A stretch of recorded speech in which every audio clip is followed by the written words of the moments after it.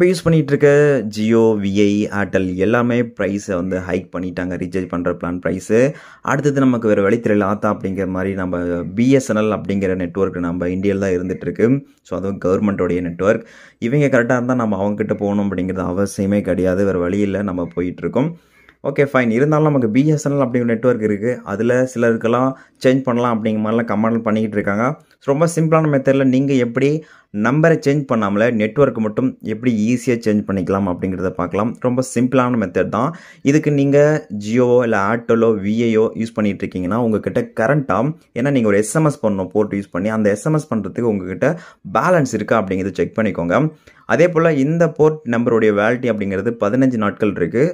So கிட்டத்தட்ட 2 வாரம் வரைக்கும் இருக்குது. அதனால் ஒருவேளை உங்களுக்கு பிஃபோராக உங்களுக்கு ரீசார்ஜ் நீங்கள் முடிய போகுதுன்னு நினச்சிங்கன்னா கூட இப்போ எடுத்து வச்சுக்கோங்க. ஆனால் அந்த நம்பர் வந்து அதான் போர்ட்டு பார்த்தீங்கன்னா 15 நாட்கள் வந்து வேலிட்டி இருக்குது. அதனால் இப்போ கூட எடுத்து வச்சுக்கோங்க. ஸோ ஃபர்ஸ்ட் நீங்கள் உங்களுடைய பிஎஸ்என்எல் சிம்மை நீங்கள் வந்து வாங்க போகிறீங்க அப்படின்னா எந்த நெட்வொர்க்லேருந்து மாற போகிறீங்களோ அந்த நெட்வொர்க்கு நீங்கள் ஒரு எஸ்எம்எஸ் பண்ணுற மாதிரி இருக்கும். அதுக்கு உங்களுடைய மெசேஜ் ஆப் இருக்குல்லையே அதை ஓப்பன் பண்ணிக்கோங்க. அங்கே ஸ்டார்ட் சேட் இருக்கும், அதை கிளிக் பண்ணிக்கோங்க. எடுத்த உடனே பார்த்தீங்கன்னா நமக்கு ஃபர்ஸ்ட் டூன் இருக்கும். அந்த இடத்துல 1900 அப்படிங்கிற நம்பருக்கு நீங்கள் வந்து மெசேஜ் பண்ணணும். இந்த 1900 அப்படிங்கிற நம்பருக்கு தான் நீங்கள் மெசேஜ் பண்ணணும். இப்போ நாம் பார்த்தீங்கன்னா ஒரு மெசேஜ் ஃபார்மேட் இருக்குது. அது என்ன அப்படின்னு பார்த்தீங்கன்னா, இப்போது உங்களுடைய எந்த சிம்மை யூஸ் பண்ணிட்டு இருக்கீங்களோ, லைக் ஏர்டெல் இல்லை விஐ இல்லை ஜியோ, அந்த நம்பர்லேருந்து தான் நீங்கள் இந்த போர்ட் அப்படிங்கிறத அனுப்பணும். அதில் எஸ்எம்எஸ்க்கு உங்கள்கிட்ட பேலன்ஸ் இருக்கா அப்படிங்கிறத செக் பண்ணிக்கோங்க.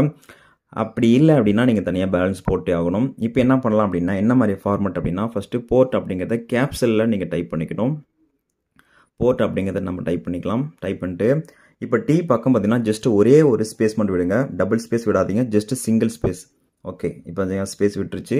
எகெயின் பார்த்தீங்கன்னா இப்போ உங்களுடைய எந்த நம்பரை நீங்கள் பிஎஸ்என்எலுக்கு சேஞ்ச் பண்ண போகிறீங்களோ அந்த நம்பரை என்டர் பண்ணிக்கலாம். ஸோ என்டர் பண்ணியாச்சு.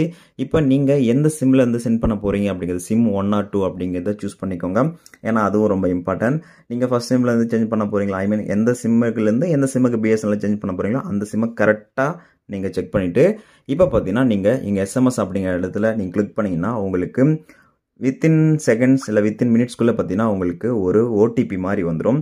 அது பார்த்தீங்கன்னா லெட்டர்ஸ் வித் நம்பரோடு இருக்கும். அதோட வேலிட்டி அப்படிங்கிறது 15 நாட்கள் இருக்குது. அதான் எம்என்பி அந்த யூஸ் பண்ணுற அந்த நம்பரை கொண்டு போய் உங்களுடைய பிஎஸ்என்எல் ஆஃபீஸில் நீங்கள் கொடுத்தீங்கன்னா உங்களுக்கு ஒரு 150 ரூபீஸ் சார்ஜ் பண்ணுறாங்க. புதுசாக சிம் வாங்கினீங்க அப்படின்னா அதுலேயும் பார்த்தீங்கன்னா சில ஆஃபர்ஸ் இருந்துச்சுன்னா நமக்கு வேலிட்டி ஏதாச்சும் பேக் போட்டு விட்றாங்க. இல்லைனா நீங்கள் தனியாக ரீசார்ஜ் பண்ணுற மாதிரி இருக்கணும். அப்படி பிஎஸ்என்எல் சிம் நீங்கள் வாங்கும்போது உங்களுக்கு என்ன மாதிரி பெனிஃபிட் இருக்கும் அப்படின்னா, சத்தியமாக எதுவுமே கிடையாது. ஏன்னா நமக்கு சுத்தமாக டவர் கிடைக்காது, 2G மட்டும்தான் கிடைக்கும். இப்போ நமக்கு 4G கொண்டு வரதான் சொல்லியிருக்காங்க. அது எத்தனை வருஷத்துக்கு அப்புறம் கொண்டு வர போகிறாங்க தெரியல. பட் இருந்த போதிலும் நமக்கு 107 அப்படிங்கிற ஒரு பிளான் இருக்குது. இதுதான் பேசிக்கான ஒரு பிளான் பிஎஸ்என்எல் பொறுத்தவரையிலும். அப்படி பார்க்கையில் அந்த பிளானுக்கு நமக்கு 35 days வேலிட்டி இருக்குது. நமக்கு ஒரு 200 மினிட்ஸ் வாய்ஸ் கால் வந்து கொடுப்பாங்க. ஒரு 2GB இல்லை 3GB டேட்டா கொடுக்குறாங்க. அது 2G R 3G and 4G நீங்கள் வந்து யூஸ் பண்ணிக்க முடியும். எஸ்எம்எஸ் கிடையாது. எஸ்எம்எஸ்க்கு நீங்கள் தனியாக வேணும் அப்படின்னா நீங்கள் எஸ்எம்எஸ் பேக் போட்டுக்கலாம். ஆனால் நமக்கு இன்கமிங் காலும் சரி அவுட் கோயிங் காலும் போகும், நமக்கு ஓடிபி ரிசீவ் ஆகும். ஸோ இந்த மாதிரி பெனிஃபிட் நமக்கு 35 days இருக்குது. 107க்கு நீங்கள் ரீசார்ஜ் பண்ணீங்க அப்படின்னா. ஸோ பிஎஸ்என்எல் சேஞ்ச் பண்ணால் இந்த ஒரு எம்என்பி யூஸ் பண்ணி இந்த ஒரு ஃபார்மேட்டில் எஸ்எம்எஸ் எடுத்துக்கோங்க. பண்ணிவிட்டு உங்களுக்கு ஓடிபி வரும். அந்த ஓடிபி எடுத்துகிட்டு போயிட்டு நீங்கள் பிஎஸ்என்எல் ஆஃபீஸ் கொடுத்தா உங்களுக்கு இன்ஸ்டண்ட்டாகவே சிம்மை வந்து கொடுத்துருவாங்க. ரொம்ப சிம்பிளான மெத்தட் தான். ட்ரை பண்ணி பாருங்கள்.